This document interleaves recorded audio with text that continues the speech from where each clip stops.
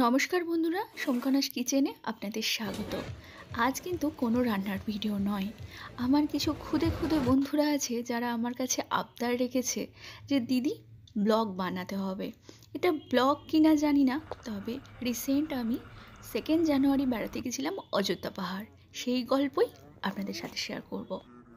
আমার ছোট কাকু একদিন আমাকে ফোন করে বলে যে অযোধ্যা পাহাড় বাস ছাড়ছি, যাবি?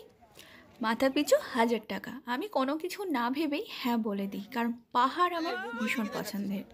নির্দিষ্ট দিনে রাত 10:30 নাগাদ বাসটা ছাড়ে আর অযোধ্যা পাহাড় গিয়ে পৌঁছায় কাক ভোরে, ওই 4:45 নাগাদ।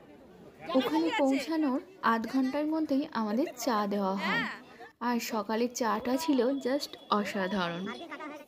চা খাওয়ার পর আমি মন্টু কাকুর সাথে একটু কথা বলতে চলে এসেছিলাম, আর ওরা তখন চাউমিন বানাচ্ছিল আমাদের জলখাবারের জন্য, আর একদিকে মুগ ডাল ভাজা হচ্ছিল।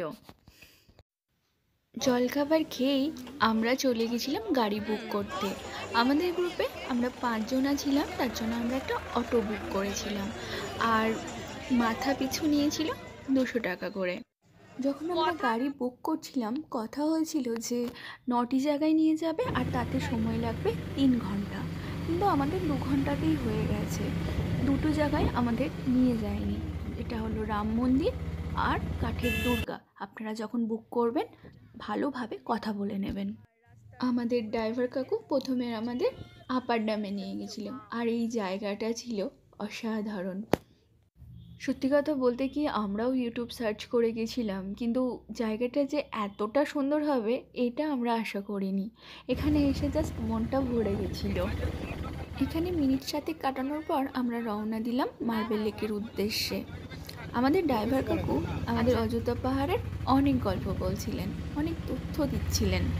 যেমন এটা একটা ছোট্ট সাঁওতালি গ্রাম, নাম পানহুডু। এই গ্রামের যতগুলো বাড়ি আছে একটা বাড়িরও নাকি কোনো জানলা নেই, কারণ তাদের বিশ্বাস জানলা দিয়েই নাকি ভূত ঢুকে যায়। আমরাও বেশ আগ্রহ সহকারে দেখছিলাম, সত্যিই তো জানলা তো নেই, কিন্তু জানলার ছবি আছে। এই সব গল্প শুনতে শুনতে চলে এলাম মার্বেল লেকে। আর এখানে না পুরো রাস্তাটাই ছিল শালপাতার ছাউনি, তার নিচে দিয়ে যেতে কিন্তু বেশ লাগছিল। আমাদের ড্রাইভার কাকু বলছিলেন চাঁদের পাহাড়ের শুটিং নাকি এখানে হয়েছে, দেব নাকি বহুদিন এখানে ছিল।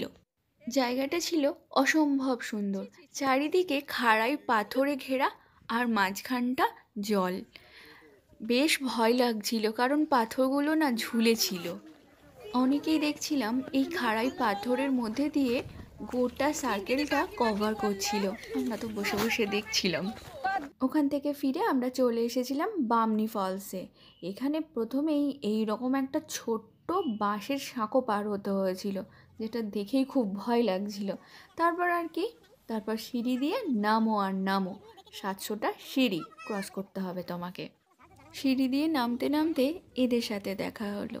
নাম জিজ্ঞাসা করতে কি বললো নিজের কানেই শুনুন।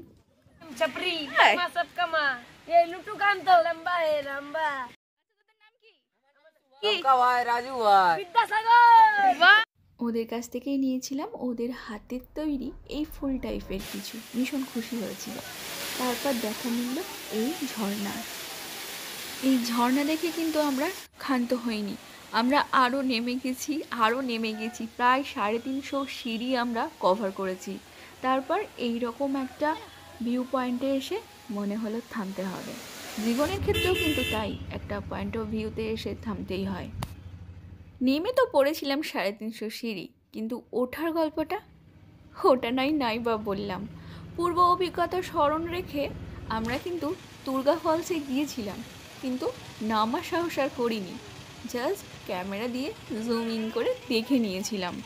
এখান থেকে যখন অটোতে উঠলাম তখনও আমরা ভাবছি যে রাম মন্দির, কাঠের দুর্গা এগুলো নিয়ে যাবেন, কিন্তু দেখলাম যে সমতল ভূমিতে উনি নিয়ে চলে গেছেন, আর হলো না।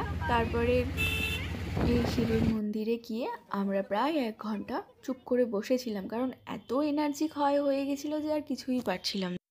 বাসে ফিরে আসতেই বনুর আবদার হলো দিদিভাই লিপস্টিক লাগিয়ে দিতে হবে, কারণ ওরা এবার বেড়াতে যাবে।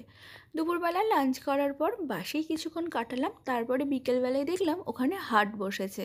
বিভিন্ন রকম কাঠের জিনিসপত্র, খেজুর গুড়ের সন্দেশ, বিভিন্ন রকম বিস্কুট, বেকারির বিস্কুট বিক্রি হচ্ছিল। তা পাহাড়ি কুল ছিল, শাকালু ছিল, আর বিভিন্ন রকম বেগুন, বাদাম, রাঙালু আর রকমারি সুন্দর সুন্দর মুখোশ। আমরা কিনেছিলাম ওখানকার বিখ্যাত খেজুর গুড়, বাদাম চিক্কি, খেজুর গুড়ের সন্দেশ, রাম সীতার মূর্তি, অনেক রকমের চাবির রিং, আর নিয়েছিলাম পাহাড়ি বনকুল, যার রেসিপি অলরেডি আমার চ্যানেলে চলে এসেছে। তারপর গোধূলিবেলায় হাটও উঠে গেল, দোকানগুলোতে আলো জ্বলতে শুরু করলো। অযোধ্যা পাহাড়কে বিদায় জানিয়ে আমরাও ফিরে এলাম আমাদের কমলিনীতে। আমার এই ভিডিও যদি আপনাদের ভালো লেগে থাকে তাহলে অবশ্যই আমার চ্যানেলটি লাইক, কমেন্ট, সাবস্ক্রাইব করবেন। ফিরে আসছি পরের ভিডিওতে। ভালো থাকবেন। নমস্কার।